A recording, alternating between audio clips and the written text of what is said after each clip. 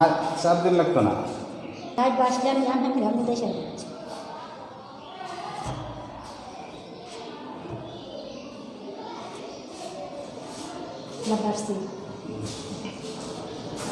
আসসালামু আলাইকুম ওয়া রাহমাতুল্লাহি ওয়া বারাকাতুহু।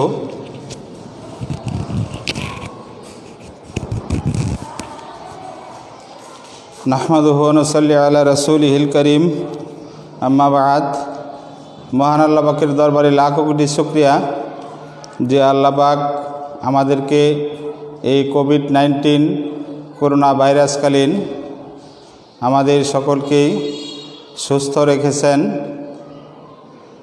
সুস্থতার সাথে আজকের এই অনলাইন ক্লাসে উপস্থিত হওয়ার তৌফিক দিয়েছেন, সেই জন্য মহান আল্লাহর দরবারে লাখো কোটি শুকরিয়া জ্ঞাপন করছি, আলহামদুলিল্লাহ।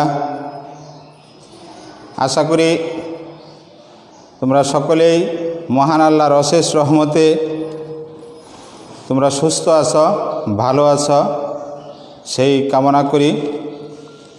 ত্রিশাল অনলাইন মাদ্রাসা পেজে এই মুহূর্তে যারা আমার এই লাইভ ক্লাসে জড়িত হয়েছেন সকলকেই আমি মোহাম্মদ মনিরুল হাসান, উপাধ্যক্ষ আউলিয়ানগর সিনিয়র আলিম মাদ্রাসার পক্ষ থেকে ত্রিশাল অনলাইন মাদ্রাসা পেজে সকলকেই আন্তরিক শুভেচ্ছা এবং অভিনন্দন জানাচ্ছি।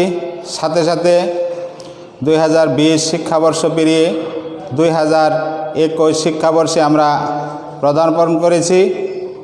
সেই সাথে 2021 সালের নববর্ষের শুভেচ্ছা জ্ঞাপন করে ত্রিশাল অনলাইন মাদ্রাসা পেজে এই 2021 সনের আজকে আমি আমার প্রথম লাইভ ক্লাস উপস্থাপন করতে যাচ্ছি।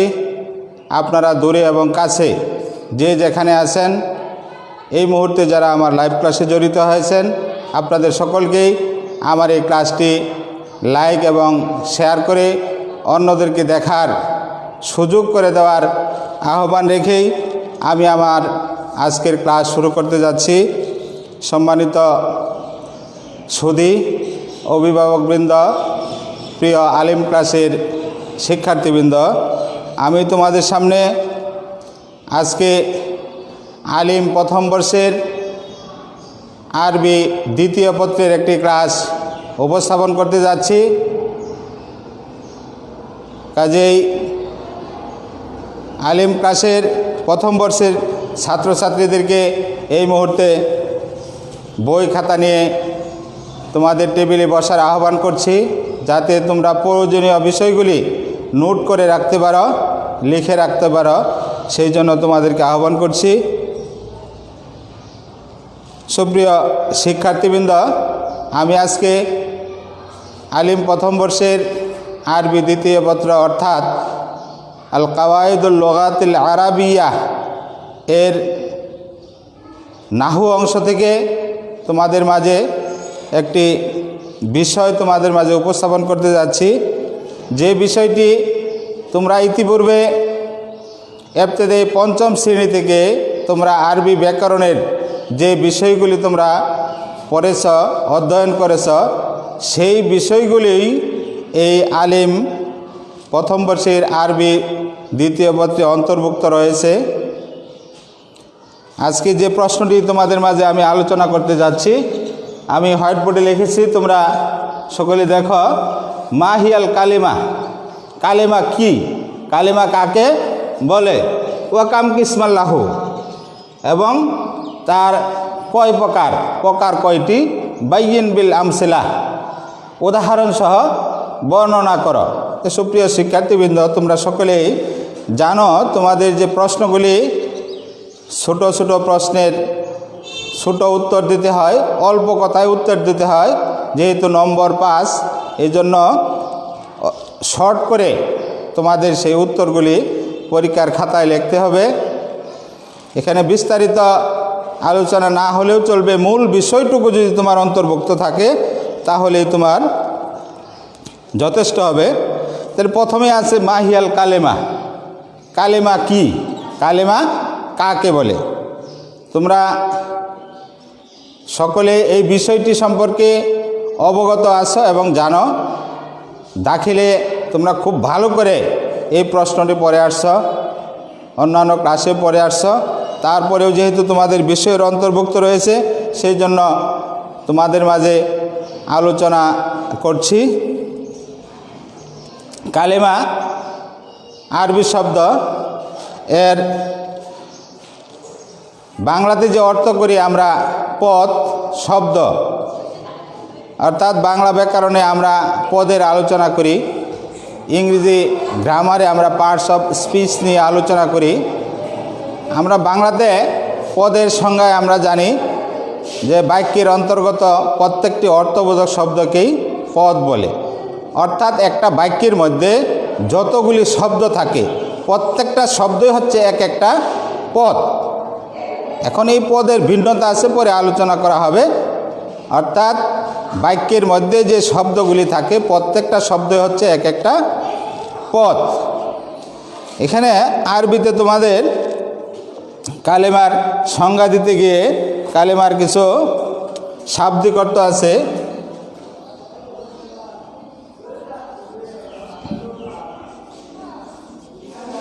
মানাল কালেমাতু লুগাতান, কালেমার শাব্দিক অর্থ প্রথমে জানতে হবে। কালেমার শাব্দিক অর্থ, যেহেতু তোমাদের এই প্রশ্নগুলির উত্তর আরবিতে লিখতে হবে, বাংলা আমি বুঝিয়ে দিচ্ছি, কিন্তু তোমাদের প্রশ্নের উত্তরগুলো মূলত আরবিতে লিখতে হবে।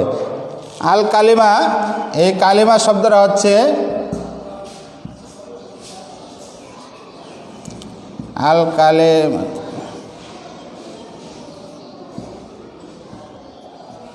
আল কালিমাতু মুস্তাকাতুন মিনাল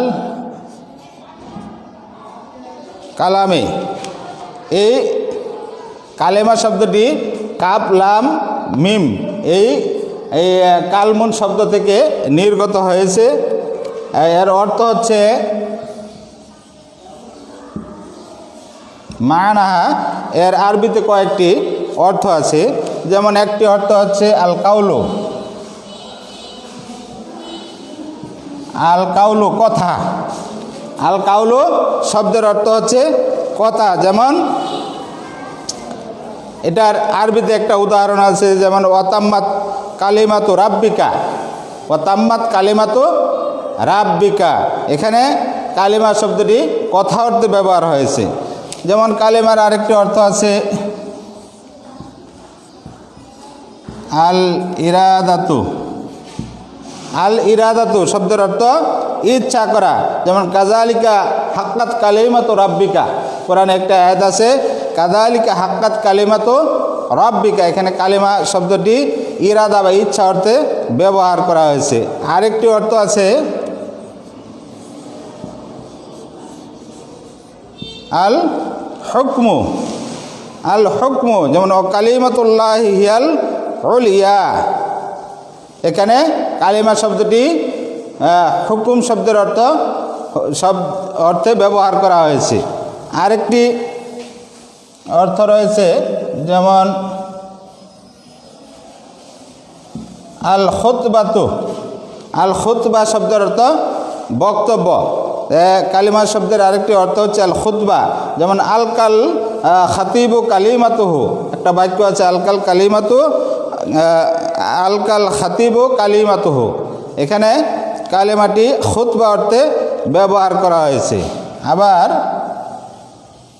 কালিমা শব্দের আরেকটি অর্থ হয় আল জুমলা, জুমলা বা বাক্য।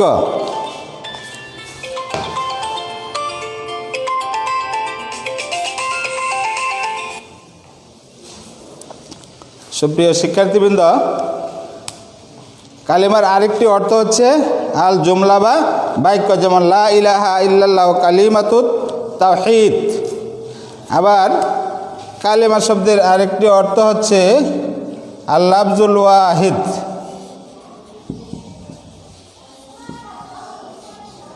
আল লাফজুল ওয়াহিদ, একক শব্দ। তাহলে আমরা কালেমার অর্থ পেলাম, একটি হচ্ছে আল কাউলু, আল ইরাদাতু, আল হুকমু, আল খুতবাতু, আল জুমলাতু, আল লাফজুল ওয়াহিদু। এই কালেমার কয়টা শাব্দিক অর্থ আমরা পেলাম। এখন আমরা জানব কালেমা শব্দের পারিভাষিক অর্থ।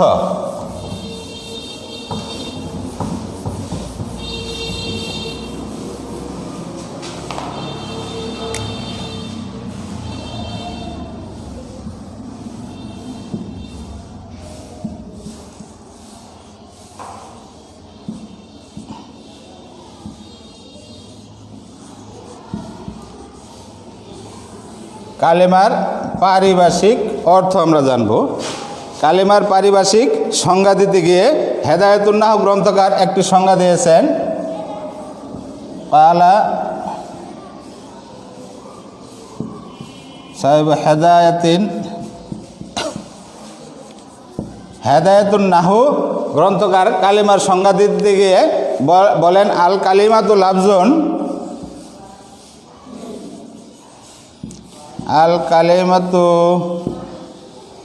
আল কালেমাতু লাফজুন উদিয়া লিমানান মুফরাদিন। কালিমার সংজ্ঞা দিতে গিয়ে হেদায়েতুন নাহু গ্রন্থকার বলেন যে আল কালিমাতু লাফজুন উদিয়া লিমানান মুফরাদিন, অর্থাৎ আল কালিমা হচ্ছে এমন একটি লফজ, লফজ শব্দের অর্থ হচ্ছে শব্দ। কালেমা এমন একটি শব্দ, উদিয়া যাকে সৃষ্টি করা হয়েছে, তৈরি করা হয়েছে, লিমানান অর্থ দেওয়ার জন্য, মুফরাদিন একক অর্থ দেওয়ার জন্য। অর্থাৎ কালেমা এমন একটি শব্দ যা একক অর্থ প্রকাশের জন্য তৈরি করা হয়েছে, সৃষ্টি করা হয়েছে বা নির্ধারণ করা হয়েছে। এই কালেমার সংজ্ঞা দিতে গিয়ে আরেকজন গ্রন্থকার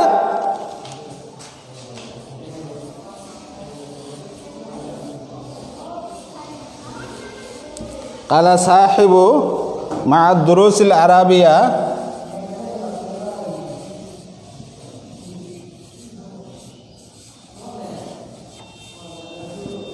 দুরুসিল আরাবিয়া গ্রন্থকার বলেন,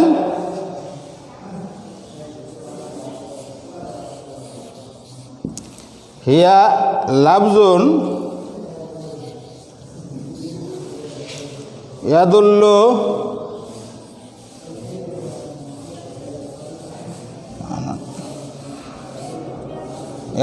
আলাল মুফরাদিন। অর্থাৎ কালা সাহিব মা দুরুসুল আরাবিয়া একজন গ্রন্থকার, দুরুসুল আরাবিয়া গ্রন্থকার এই কালিমার সংজ্ঞা দিতে গিয়ে বলেন যে কালিমা এমন একটি শব্দ, ইয়াদুল্লু আলা মানান মুফরাদিন, এমন শব্দকে বলে যা একক অর্থকে নির্দেশ করে, যা একক অর্থকে নির্দেশ করে। যেমন কালামুন একটি শব্দ, কালামুন একটি শব্দ, এর অর্থ হচ্ছে কলম। কিতাবুন, কিতাবুন শব্দের অর্থ হচ্ছে বই। এইভাবে একক অর্থ প্রদান করে। তাই আমরা কালেমার দুইটি সংজ্ঞা আমরা জানতে পারলাম। এই দুইটি সংজ্ঞায় তোমাদের প্রশ্নের উত্তরে দিলেই মোটামুটি যথেষ্ট হবে। এখন আমরা আলোচনা করব কালেমার প্রকার। এখন আমরা কালেমার প্রকার আলোচনা করব। আকসামুল কালেমা, আকসামুল কালেমা। কালেমা কয় প্রকার? কালেমা আমরা সকলেই জেনে এসেছি। কালেমা হচ্ছে কয় প্রকার? 3 প্রকার। সালাসাতু আকসামিন, সালাসাতু আকসামিন। কালেমা হচ্ছে 3 প্রকার। 1 নম্বর হচ্ছে আল ইসমু, 2 নম্বর হচ্ছে আল ফিলু, 3 নম্বর হচ্ছে আল হারফু। আল হারফু। তাহলে আমরা কালেমার প্রকার পেলাম কয়টি? 3টি। ইসিম, ফেল, হরফ। আমরা কালেমার প্রকার পেলাম কয়টি? 3টি। ইসিম, ফেল, হরফ। এখন এই প্রশ্নের উত্তর দিতে গিয়ে আমরা এখন ইসিমের সংজ্ঞা আমাদের লিখতে হবে। ইসিমের সংজ্ঞা আমরা লিখব কিভাবে? অর্থাৎ ইসিম শব্দের অর্থ হচ্ছে বিশেষ্য। এখন বিশেষ্য বা নাম, অর্থাৎ পৃথিবীতে যত নাম আছে সমস্ত কিছু আরবি ব্যাকরণের ভাষায় সমস্ত কিছু এসিম, বাংলা ব্যাকরণের পরিভাষায় হচ্ছে বিশেষ্য, ইংরেজি গ্রামারের পরিভাষায় হচ্ছে নাউন। তাহলে আমরা এসিম, আমরা বাংলা ব্যাকরণে এটার সংজ্ঞা জানি যে সকল শব্দ দ্বারা কোনো ব্যক্তি, বস্তু, স্থান, কোনো কিছুর নাম বোঝায় তাকে আমরা ইসিম বা বিশেষ্য বলি। কিন্তু নাহুশাস্ত্রের পরিভাষায় এটার একটু সংজ্ঞা আলাদাভাবে দেওয়া হয়েছে যে হুয়া মা দাল্লা আলা মানান ফি নাফসি গায়রি মুক্তারিন বিহাদিল আজমানাতিস সালাসা। অর্থাৎ ইসিম এমন একটি শব্দ যা তিন কালের কোনো এক কালের সাথে সম্পর্ক রাখে না। এটার সংজ্ঞায় বলা হয়েছে আল ইসমু হুয়া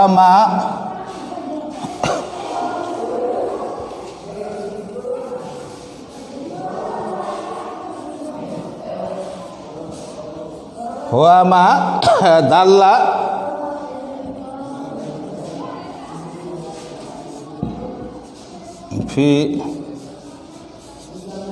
ফি নাফসিহি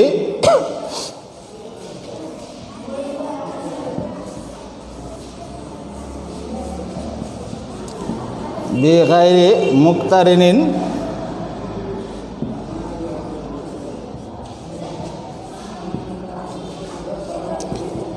বিআহাদিল আজমানাতিস সালাসা।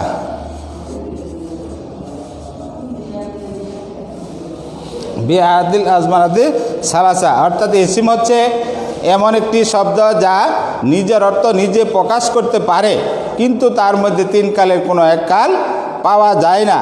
যেমন এই জাইদুন একটা শব্দ, এটার মধ্যে অতীত, বর্তমান, ভবিষ্যৎ কোনো কাল পাওয়া যায়নি। ফাতিমা একটি শব্দ, এর মধ্যে কোনো কাল পাওয়া যায়নি, কাজে এটি হচ্ছে এসিম। এখন ফেল, ফেল শব্দের অর্থ হচ্ছে আমরা বাংলায় জানি ক্রিয়া। ফেলুন শব্দটি মাজদার, এর আবিধানিক অর্থ হচ্ছে কাজ করা। ফেল শব্দের আবিধানিক অর্থ হচ্ছে কাজ করা। এখন ফেলের সংজ্ঞায়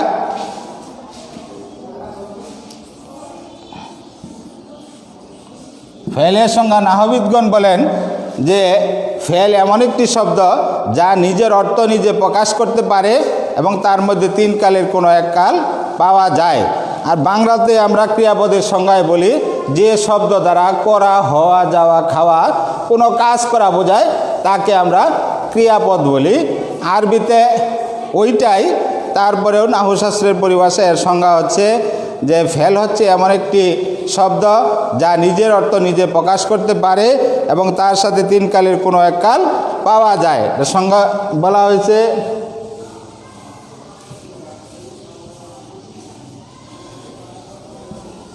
হুয়া কালিমাতুন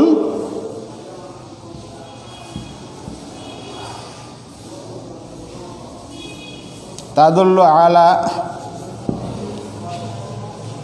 মানান ফি নাফসিহা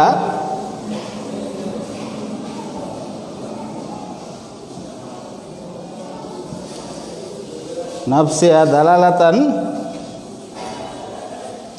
মুক্তারিনাতান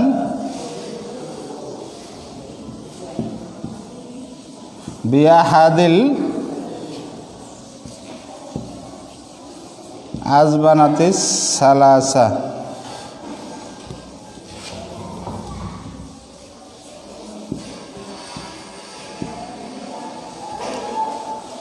আজবানাতিস সালাসাতে অর্থাৎ ফেল এমন একটি শব্দ যা নিজের অর্থ নিজে প্রকাশ করতে পারে এবং তার মধ্যে তিন কালের কোনো এক কাল পাওয়া যায়। যেমন কাতাবা একটি শব্দ, কাতাবা শব্দের অর্থ সে লিখলো, কাতাবা শব্দের অর্থ সে লিখলো। তাহলে এটার মধ্যে আমরা কোন কাল পেলাম? অতীত কাল পেলাম। যেমন আছে ইয়াকতুবু, একতবু শব্দের অর্থ সে লিখছে বা লিখবে। এখানে আমরা বর্তমান এবং ভবিষ্যৎকালের অর্থ পাই। আরেকটা আছে যেমন উক্তুব শব্দের অর্থ তুমি লিখো, এখানে কাজের নির্দেশ পাওয়া গিয়েছে। কাজে আমরা ফেলের সংজ্ঞা আমরা জানতে পারলাম। এখন আমরা 3 নম্বরে আমরা হরফের সংজ্ঞা জানব। হরফ শব্দের অর্থ বাংলাতে হচ্ছে অব্যয়।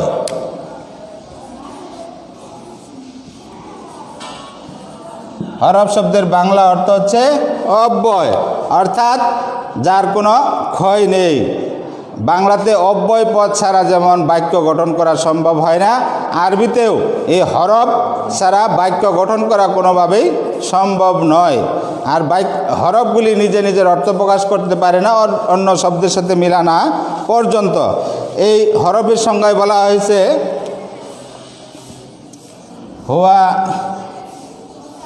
হুয়া কালিমাতুন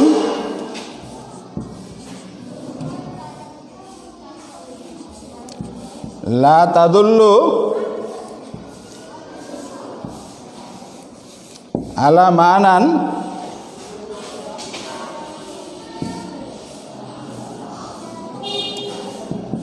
ফি নাফসিহা বাল তাদুল্লু আলা মানান ফি গায়রিহা, যেমন মিন, ইলা, ফি। তো সুপ্রিয় শিক্ষার্থীবৃন্দ, হরফের সংজ্ঞা হচ্ছে হরফ এমন একটি শব্দ যা নিজে নিজের অর্থ প্রকাশ করতে পারে না অন্য শব্দের সাথে মিলা না পর্যন্ত। অর্থাৎ অন্য শব্দের সাথে মিলা না পর্যন্ত নিজের অর্থ নিজে প্রকাশ করতে পারে না, তাকেই হরফ বা অব্যয় বলে। যেমন মিন অর্থ হইতে, এই মিন যতক্ষণ পর্যন্ত অন্য শব্দের সাথে মিলিত না হবে ততক্ষণ পর্যন্ত নিজের অর্থ প্রকাশ করতে পারবে না। ইলা অর্থ দিকে, এই শব্দটা অন্য শব্দের সাথে মিলা না পর্যন্ত সম্পূর্ণ অর্থ প্রকাশ করতে পারবে না। ফি অর্থ মধ্যে, তেমনিভাবে এই ফি শব্দটি অন্য শব্দের সাথে মিলা না পর্যন্ত সঠিক অর্থ প্রকাশ করতে পারবে না। তো সুপ্রিয় শিক্ষার্থীবৃন্দ, আশা করি তোমরা কালিমা সম্পর্কে তোমাদের ধারণা হয়েছে। কালিমার অর্থ, সংজ্ঞা এবং প্রকার, উদাহরণ সহ তোমরা জানতে পারলে। তো কালিমা আরবি ব্যাকরণের একটি গুরুত্বপূর্ণ অংশ। অতএব প্রত্যেক ছাত্রদেরই এই কালিমা সম্পর্কে সঠিক সম্যক ধারণা, জ্ঞান রাখা অবশ্যই উচিত। সুপ্রিয় শিক্ষার্থীবৃন্দ, আজকে এই পর্যন্ত ক্লাস করে আমি শেষ করতে যাচ্ছি। আশা করি তোমরা আমার ক্লাসটি মনোযোগ সহকারে শ্রবণ করেছ, দেখেছ এবং নোট করে রেখেছ। তোমাদের কাজে লাগবে ইনশাল্লাহ। সামনে তোমাদের অন্য বিষয় নিয়ে আবার তোমাদের সাথে দেখা হবে, সাক্ষাৎ হবে, ক্লাস হবে, এই আশাবাদ ব্যক্ত করে সকলের সুস্থতা মঙ্গল কামনা করে স্বাস্থ্যবিধি মেনে চলার আহ্বান রেখে আজকে আমার এই ত্রিশাল অনলাইন মাদ্রাসা পেজের ক্লাস শেষ করছি। ওমা তাওফিকি ইল্লা বিল্লাহ। সকলকেই ধন্যবাদ।